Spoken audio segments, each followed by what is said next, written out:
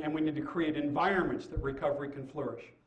That, I think, is the next step. How many of you, from what you've heard, feel like this last stage I've described is a very important historical shift? The historian, that's, you know, and what's fascinating is it's without precedent, so we don't know where it's going. My guess is, I'll say this in closing, I think we're going to see a level of recovery culture development, even in the next 10 years, that would have been absolutely unthinkable to us to have imagined in our lifetimes.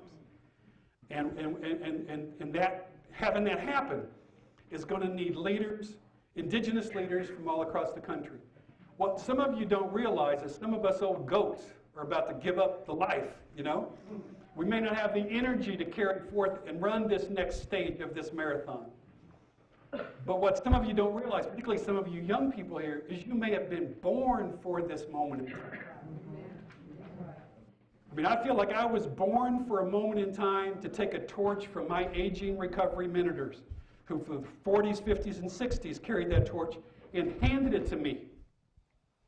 And I've tried to carry it now for almost 40 years. I'm ready to, before long, I'm going to be handing it, so get ready. But what I'm saying is, what some of you don't realize, because you're going to say, you know, why me? I mean, how did so many people destroy themselves around me? And of all people, I should not be the one here clean and sober today. Why me? I mean, for what purpose?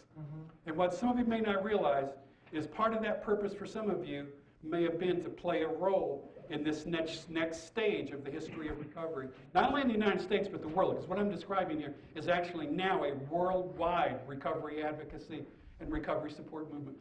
In closing, one of the last times I was in this room, we had visitors from Japan here. Anybody remember? Was anybody with me that night? And we had Mr. and Mrs. Arai and others sitting in the back up at the top, almost where you're at up there.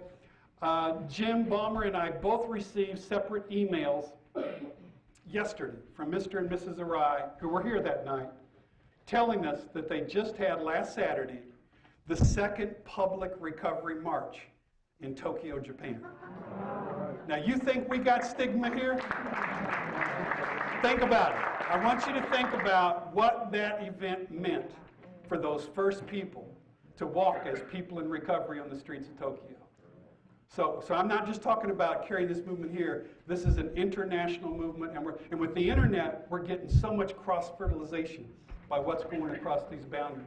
It's truly an amazing kind of, it's an amazing time to be in recovery, an amazing time to be professionals contributing to the development of this community. I'm sorry I've gone a bit over. Thank you so much for being here. Take care.